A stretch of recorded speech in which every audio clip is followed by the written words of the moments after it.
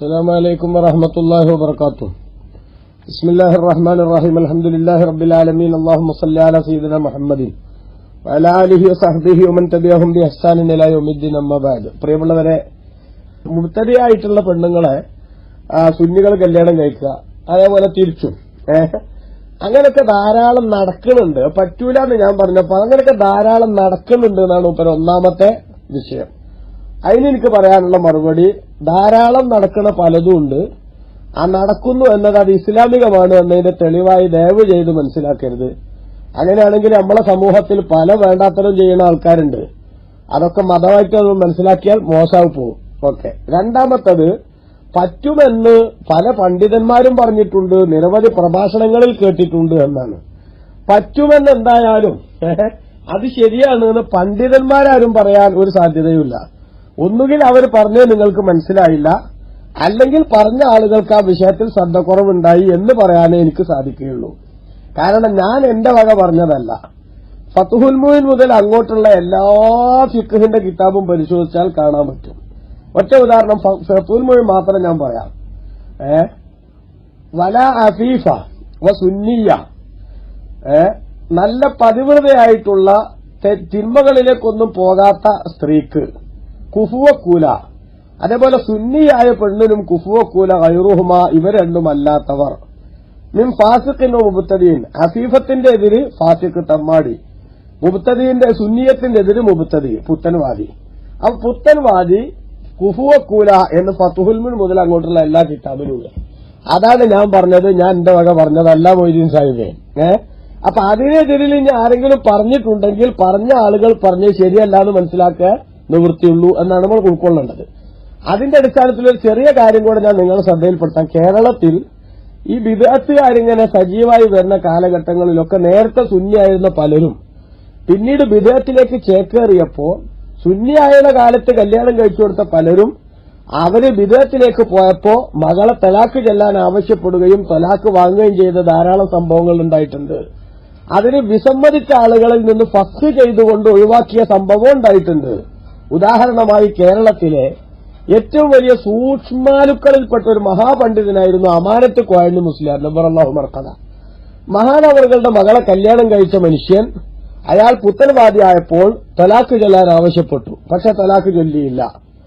അപ്പോൾ ബഹുമാനപ്പെട്ട അമാനത്ത് കോയണ്ണി മുസ്ലിയാർ പണ്ഡിതന്മാരുമായി ആലോചിച്ച് ആ പെൺകുട്ടിക്ക് ഫസ്ഖ് ചെയ്യാൻ അധികാരമുണ്ട് എന്ന് അറിയിക്കുകയും പെൺകുട്ടി ഫസ്ഖ് ചെയ്യുകയും ചെയ്തു. എന്നിട്ട് പിന്നീട് ആ പെൺകുട്ടിയെ കല്യാണം കഴിച്ചത് ഈ അടുത്ത കാലത്ത് വഫാത്തായ തരുവൺ അബ്ദുള്ള മുസ്ലിയാരായിരുന്നു. ആ മൊയ്തീൻ സാഹിബ് മനസ്സിലാക്കേണ്ടത് എന്താ? അമാനത്ത് കോയണ്ണി മുസ്ലിയാരെ പോലുള്ള സൂക്ഷ്മാലുക്കളായ ഉലമാ ഈ വിഷയത്തിൽ എല്ലാവരും തമ്മിൽ എല്ലാ ബന്ധവും പറ്റുന്നല്ല മനസ്സിലാക്കിയത് എന്നാണ്. അതുകൊണ്ട് നമ്മളും മനസ്സിലാക്കേണ്ടത് അങ്ങനെ തന്നെയാണ് എന്ന് ചിന്തിക്കണം. പിന്നെ വേറൊരു സുഹൃത്ത് ആ ചോദ്യത്തിന്റെ താഴെ ചോദിച്ചത് കേട്ടിരുന്നു, അതിന്റെ ഇടയ്ക്ക് ഞാൻ പറയാണ്, പിന്നെ മറന്നു പോകാണ്ടക്കാൻ. നമ്മളിപ്പോ ഒരു മുജാഹിദായ പുത്തൻവാദിയായിട്ടുള്ള ഒരു പെൺകുട്ടിയെ നമ്മൾ ഇങ്ങോട്ട് കെട്ടിക്കൊണ്ടിരുന്നതിന് എന്താ കുഴപ്പം? നമ്മൾ അങ്ങോട്ട് കെട്ടിച്ചു കൊടുക്കരുത്, അത് ഞാനും ചെയ്യൂല എന്ന് അദ്ദേഹം പറയുന്നു. അപ്പൊ മൊയ്തീൻ സാഹിബിന്റെ അത്രന്നെ മൂപ്പരുതായിട്ടില്ല എന്നർത്ഥം. അപ്പോ പക്ഷെ ഇങ്ങോട്ട് കെട്ടിക്കൊടുത്ത് നമുക്ക് നന്നാക്കി എടുത്തൂടെ? അങ്ങനത്തെ ഒരു സംവിധാനമല്ല. നന്നാക്കി എടുത്തിട്ട് കെട്ടുകയല്ലാതെ കെട്ടിട്ട് നന്നാക്കി എടുക്കുക എന്ന് പറയുന്ന സംവിധാനം ഇസ്ലാമികമല്ല. അത് പലപ്പോഴും ഉണ്ടാവുക എന്താ വെച്ചാൽ, അതിന്റെ മറുപടി സുലൈമാനാജി അന്ന് തന്നെ പറഞ്ഞിരുന്ന ഗ്രൂപ്പിൽ നിന്നാണ് എന്റെ ഓർമ്മ. അത് പലപ്പോഴും ഉണ്ടാവുക എന്താ വെച്ചാൽ, നമ്മൾ ഈ ബന്ന് ചായയിൽ മുക്കിയ പോലെ ഉണ്ടാവുക, മനസ്സിലല്ലേ? ബന്ന് ചായയിൽ മുക്കിയ എന്താ ഉണ്ടാവുക? ബന്ന് കുറയും ചായയും കുറയും, അതാണ്ടാവുക അല്ലേ? അപ്പോ ഇത് ഈ നന്നാക്കി എടുക്കൽ ഇങ്ങോട്ടല്ല പലപ്പോഴും ഉണ്ടാവുന്നത്. കാരണം നന്മ കുറെ ഒരു സ്ഥലത്ത് കുറെ ഉണ്ടായാൽ അത് പലപ്പോഴും മറ്റേലേക്ക് പകർന്നോളുന്നില്ല. ആ സമയത്ത് പകർച്ചവ്യാധി കുറച്ചുണ്ടായാൽ എല്ലാ നല്ലയിലേക്കും അത് പകരലാണ് പതിവ്. അതുകൊണ്ട് ആ ന്യായം ശരിയല്ല എന്നുകൂടി മനസ്സിലാക്കണം. ഏതായാലും ഇരിക്കട്ടെ. അപ്പോ നമ്മളെ മൊയ്തീൻ സാഹിബിന്റെ ചോദ്യത്തിന്റെ എന്റെ മറുപടി, ഞാൻ പറഞ്ഞത് ഫത്ഹുൽ മുഈൻ അടക്കമുള്ള കിതാബുകൾ വെച്ചുകൊണ്ടാണ്. സുന്നിയത്തായ ഒരു പെണ്ണിന് ബിദഈയായിട്ടുള്ള ഒരു ഭർത്താവ് കുഫു അല്ല. ആ കുഫുവായ ആളുകൾക്കാണ് കല്യാണം കഴിച്ചു കൊടുക്കേണ്ടത് എന്നാണ് ഇസ്ലാമികമായിട്ടുള്ള ഫിഖ്ഹ് പറയുന്നത്.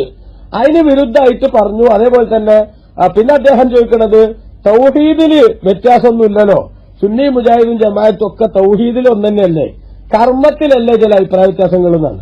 അപ്പൊ എനിക്ക് വിഷമ തോന്നിയത് വാസ്തവത്തിൽ മൊയ്തീൻ സാഹിബിന് മുജാഹിദിനെ പറ്റി ഒന്നും മനസ്സിലായിട്ടില്ല. നമ്മൾ തമ്മിലുള്ള തർക്കം കർമ്മത്തിലല്ല സഹോദര. മുജാഹിദും സുന്നിയും തമ്മിലുള്ള തർക്കം ശരിക്ക് ശിർക്ക് തൗഹീദ് തന്നെയാണ്. സുന്നികൾ തൗഹീദാണ് എന്ന് പറയുന്ന പല സംഗതികളെയും ശിർക്കാണ് എന്ന് ആക്ഷേപിച്ചിട്ടാണ് വിധേയകളായിട്ടുള്ള ആൾക്കാർ നടക്കുന്നത്. എല്ലാ വിഷയത്തിലും അടിസ്ഥാന വിഷയങ്ങളിൽ ഈമാൻ കാര്യങ്ങളിൽ അള്ളാഹിനെ കുറിച്ചുള്ള വിശ്വാസത്തിൽ വരെ സുന്നിയുടെയും മുജാഹിദിന്റെയും നിലപാട് രണ്ടാണ്. സുന്നിയും അതേപോലെ തന്നെ പൂർവ്വസൂരികളായ മുസ്ലിമീങ്ങളൊന്നും മനസ്സിലാക്കിയ പോലെയല്ല വഹാബിയുടെ അള്ളാഹ് കൂടി നമ്മൾ മനസ്സിലാക്കണം. അതുകൊണ്ട് ഞാൻ എന്റെ വിശദാംശങ്ങളിലേക്ക് പോകാൻ ഇപ്പൊ സമയമല്ല.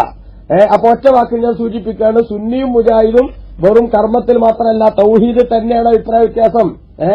നിങ്ങൾ നോക്കൂ, ഒറ്റ ഉദാഹരണം, നമ്മുടെ നാട്ടിലെ വിധേയികളുടെ ഏറ്റവും വലിയ നേതാവായിരുന്ന കെ ഉമർ മൗലവി, അയാൾ മഹാനായ മർഹൂം ഇ കെ അസം മുസ്ലിയാർ നബ്ബറല്ലാഹു മർക്കദ വഫാത്താകാൻ നേരത്ത് അസ്ലിം തസ്ലിം, നിങ്ങൾ മുസ്ലിം ആകണം, ഞങ്ങൾ രക്ഷപ്പെടും, വൈല്ലാഫിന്നയിലേക്ക് ഇസ്മാത്ത് ബായിക്ക, ഇല്ലെങ്കിൽ നിങ്ങളുടെ അനുയായികളുടെ കുറ്റം കൂടെ നിങ്ങൾ ഏൽക്കേണ്ടി വരുമെന്ന് അസം മുസ്ലിലേക്ക് കത്തയച്ചു.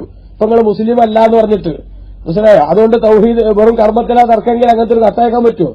ആ കത്തയച്ചതുമായിട്ട് ബന്ധപ്പെടുത്തിയ ഒരു സുന്നി പണ്ഡിതനും ഈ ഉമർ മൗലവിയും തമ്മിൽ ഒരുപാട് എഴുത്തുകുത്തുകൾ നടന്നു.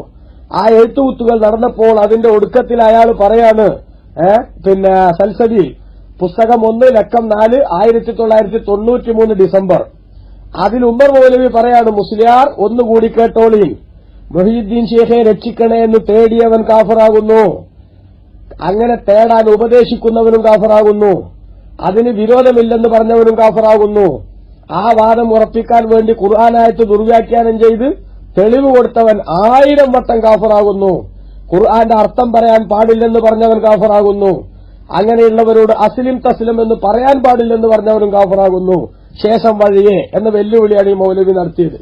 തന്റെ സൽസബീലിന്റെ 8-9 പേജുകളിൽ ഈ വിഷയം നമുക്ക് കാണാൻ സാധിക്കും. നിങ്ങൾ ചിന്തിച്ചു നോക്കൂ. അപ്പോ സുന്നി മുജാഹിദ് തമ്മിലുള്ള തർക്കം എന്തല്ല മൗലവി സാഹിബ്, കർമ്മത്തിലല്ല ആദർശത്തിലാണ്. അകത്താ തർക്കം, അടിസ്ഥാന വിഷയത്തിലാ തർക്കം. നിങ്ങൾ ആലോചിച്ച് നോക്കണം, എത്ര വിഷയത്തിൽ നിങ്ങൾ ആലോചിച്ച് നോക്കി. ഇദ്ദേഹത്തിന്റെ തന്നെ ഈ സൽസബീലിൽ അയാൾ വ്യക്തമായിട്ട് മറ്റൊരു ചോദ്യത്തിന് മറുപടി പറയാണ്, നബി സല്ലല്ലാഹു അലൈഹി വസല്ലമയുടെ സ്നേഹത്തിന്റെ അടിസ്ഥാനത്തിൽ നബി ചരിത്രമടക്കമുള്ള ഗ്രന്ഥം വായിച്ചാൽ അത് ശിർക്കോ ബിദ്അത്തോ ആകുമോ? ഈ ചോദ്യത്തിന് ഉമർ മൗലവിയുടെ മറുപടി, ഉള്ളടക്കം ഗ്രഹിക്കാൻ വേണ്ടി ഏത് പുസ്തകവും വായിക്കാം, അതിൽ യാതൊരു ആക്ഷേപവുമില്ല, അതിന്റെ ഉള്ളടക്കം എന്തായാലും ശരി, എന്നാൽ നബിയുടെ പൊരുത്തം ആഗ്രഹിച്ചുകൊണ്ട് മൗലൂദോതുക എന്ന ഇബാദത്ത് ചെയ്താൽ കാഫിറാകും. നോക്കൂ, അപ്പൊ തർക്കം പിന്നെ ശാഖാപരാണോ? അല്ല. ഇനി ഇതേ ഉമർ മൗലവി തന്നെ 1975 ഓഗസ്റ്റ് 20 ലക്കം 8 പേജ് 21 സൽസബീലിൽ തന്നെ അദ്ദേഹം എഴുതുന്നു, ഇസ്തിഹാസയുമായി ബന്ധപ്പെടുത്തിയ ഒരു ഉസ്താദ് ഒരു ഉദാഹരണം പറഞ്ഞപ്പോ അതിനെ കളിയാക്കിയിട്ട് ഈ മനുഷ്യൻ എഴുതുകയാണ്, ഇത്തരം ഉദാഹരണങ്ങൾ പറഞ്ഞ് പാവങ്ങളെ വഴിതെറ്റിക്കാൻ നടക്കുന്ന മുസ്ലിയാക്കന്മാർ അബൂജഹലിനേക്കാൾ കടുത്ത മുശ്രിക്കുകളാണെന്ന കാര്യത്തിൽ യാതൊരു സംശയവുമില്ല. അപ്പോ ശിർക്ക് തൗഹീദിൽ തന്നെയാണ് സുന്നിയും മുജാഹിദും തമ്മിലുള്ള അഭിപ്രായ വ്യത്യാസം. ഇനി അങ്ങനെ ശിർക്കു തൗഹീദും തമ്മിൽ അഭിപ്രായ വ്യത്യാസം ഉണ്ടായാൽ അവരെ തുടർന്ന് സ്കരിക്കരുത് എന്ന് സുന്നി പറയുമ്പോ, അതേപോലെ ഒൽക്ക് സലാം പറയേണ്ടെന്ന് സുന്നി പറയുമ്പോൾ മാത്രം നിങ്ങൾ എന്തിനാ, അല്ലെങ്കിൽ ആരെങ്കിലും എന്തിനാണ് കണ്ണുരുട്ടുന്നത്? ഞാൻ വഹാബികളുടെ ബുക്കിൽ നിന്ന് തന്നെ വായിക്കാം. അൽമനാർ 1980 ജനുവരി, പുസ്തകം 25 ലക്കം 11. ഈ മുജാഹിദ് ഇപ്പോ 8ഉം 10ഉം ഒക്കെ ആയിട്ട് കഷ്ണങ്ങളായിട്ട് അടിച്ചു പിരിയുന്നതിന്റെ എത്രയോ കൊല്ലങ്ങൾക്ക് മുമ്പ് മനോഹര മൊത്തത്തിലുള്ള തീരുമാനം. ആ തീരുമാനത്തിൽ അവർ പറയാണ്, ബന്ധങ്ങളുടെ വിധി ശിർക്ക് ചെയ്യുന്നവരുമായുള്ള വിവാഹബന്ധവും അവരെ അറുത്ത മാംസം ഭക്ഷിക്കലും അവർക്ക് മയ്യിത്ത് നിസ്കരിക്കലും അവരെ തുടർന്ന് നിസ്കരിക്കലും അനുവദനീയമല്ല. ഇത് മുജാഹിദിന്റെ അൽമനാറിനെ ഞാൻ വായിച്ചേ. അപ്പൊ ശിർക്ക് ചെയ്യുന്നവരാണ് സുന്നികൾ എന്നല്ലേ ഇവരുടെ വാദം. അപ്പൊ അങ്ങനത്തെ ആൾക്കാരുമായിട്ട് തുടർന്ന് നിസ്കരിക്കാൻ പാടില്ല, വിവാഹബന്ധം പാടില്ല, അവരെ അർത്ഥം തിന്നാൻ പാടില്ല. പിന്നെ വഹാബിപ്പാലും സുന്നികളുടെ അർത്ഥമൊക്കെ ഉരുട്ടി വിഴുങ്ങുന്നുണ്ടല്ലോ, അതാണ് വഹാബി എന്ന് പറഞ്ഞാൽ. വാക്കും പ്രവർത്തിയും തമ്മിൽ ബന്ധമൊന്നും ഉണ്ടാവില്ല. അത് നമ്മൾ മനസ്സിലാക്കിയാൽ മതി. അപ്പൊ അതുകൊണ്ട് ഇങ്ങനെ തുടർന്ന് നിസ്കരിക്കാൻ പാടില്ല, സലാം പറയാൻ പാടില്ല, അതേപോലെ തന്നെ മയ്യിത്ത് നിസ്കരിക്കാൻ പാടില്ല എന്ന് സുന്നി മാത്രമല്ല പറഞ്ഞ്, വിദേത്തുകാരനോട് ഇതൊന്നും പാടില്ല എന്ന് വഹാബിയും പറയുന്നു.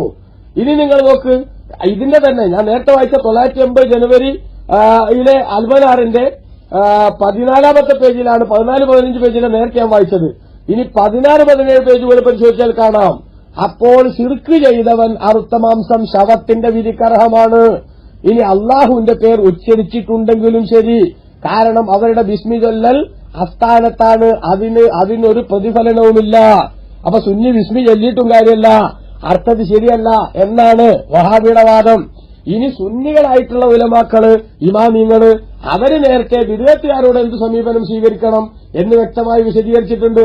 ഇപ്പൊ ഗൗസുൽ ആലമിന്റെ ചില കിതാബുകളിലൊക്കെ സന്ദർഭത്തിൽ നിന്ന് അടർത്തിയെടുത്തൊരു ഉദ്ധരണിയായിട്ട് നമ്മളെ വഹാബികൾ ഇപ്പൊ ഊര് ചുറ്റുണ്ടല്ലോ ഫേസ്ബുക്കിലും വാട്സപ്പിലും ഒക്കെ.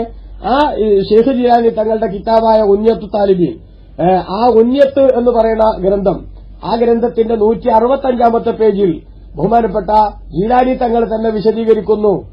ഫഅലൽ മുഅ്മിനി ഇത്തിബാഉ സുന്നത്തി വൽ ജമാഅ, വിശ്വാസിക്ക് സുന്നത്ത് ജമാഅത്ത് പിന്തുടരൽ നിർബന്ധമാണ്. വല്ലാ യുകാസിറ അഹ്ലൽ ബിദ്അഇ, ബിദ്അത്തുകാരെ വർദ്ധിപ്പിക്കാതിരിക്കലും, വലാ യുദാനിയഹും, അവരോട് അടുപ്പം സ്ഥാപിക്കാതിരിക്കലും അനിവാര്യമാണ്. വലാ യുസല്ലിമ അലൈഹിം, അവരുടെ മേലിൽ സലാം പറയാതിരിക്കലും അനിവാര്യമാണ്. അതേപോലെ ലഅന്ന ഇമാമന അഹ്മദ് ബിൻ ഹംബൽ റഹ്മഹുല്ലാഹ്, കാരണം നമ്മുടെ ഇമാമായ അഹ്മദ് റളിയല്ലാഹു അൻഹു ഖാല പറഞ്ഞിട്ടുണ്ട്, മൻ സല്ലമ അലാ സാഹിബി ബിദ്അത്തിൻ ഫഖദ് അഹബ്ബ, ബിദ്അത്തുകാരനൊരാൾ സലാം പറഞ്ഞാൽ അത് അവനെ സ്നേഹിക്കലാണ്. കാരണം വലിഖൗലി നബി സല്ലല്ലാഹു അലൈഹി വസല്ലം അഫ്ശു സലാമ ബൈനക്കും തഹാബ്ബു, നിങ്ങൾ സലാമിനെ വ്യാപിപ്പിക്കണം, എന്നാൽ നിങ്ങൾ തമ്മിൽ സ്നേഹം ഉണ്ടാവുന്നു. അതേസമയത്ത് ബിദ്അത്തുകാരനെ സ്നേഹിക്കാനോ, ബിദ്അത്തുകാരനെ സ്നേഹിക്കൽ മതം പൊളിക്കാൻ സഹായിക്കലാണെന്ന് റസൂൽ പഠിപ്പിച്ചിട്ടുണ്ട്. അതുകൊണ്ട് അവരോട് സലാം പറയാൻ പാടില്ല. വലായുജാലിസഹും, സന്തോഷത്തിന്റെ പേരിൽ അവരോട് ചേർന്നിരിക്കാനും പാടില്ല. വലായഖുറുബ മിൻഹും, അവരോട് അടുപ്പം കാണിക്കാനും പാടില്ല. വലായുഹന്നിയഹും ഫിൽ അഅയാദി വഔഖാത്തി സുറൂരി, സന്തോഷവേളകളിലും പെരുന്നാൾ സന്ദർഭങ്ങളിലുമൊക്കെ അവർക്ക് സ്വാഗതം പറയാനും പാടില്ല. വലായുസല്ലാ അലൈഹിം ഇദാ മാതു, അവർ മരിച്ചാൽ അവർക്ക് മയ്യിത്ത് നിസ്കരിക്കാനും പാടില്ല.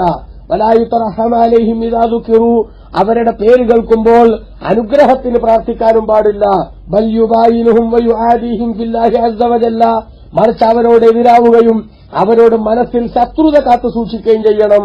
മുഅ്തഖിദുൻ മുഹ്തസിബൻ ബിദാലിക അസ്സവാബൽ ജസീല വൽ അജ്റൽ കസീർ, അതുകൊണ്ട് പടച്ചവന്റെ വലിയ പ്രതിഫലം ആഗ്രഹിച്ചുകൊണ്ട് എന്ന് അൽ ഉന്യാലി താലിബി തരീഖിൽ ഹഖ് അസ്സ വജൽ എന്ന് പറയുന്ന ഇമാം ഷെയ്ഖ് ജീലാനി തങ്ങളുടെ കിതാബിന്റെ 1-ാം വാല്യം 165-ാമത്തെ പേജിൽ മഹാനവറുകൾ വിശദീകരിക്കുന്നു.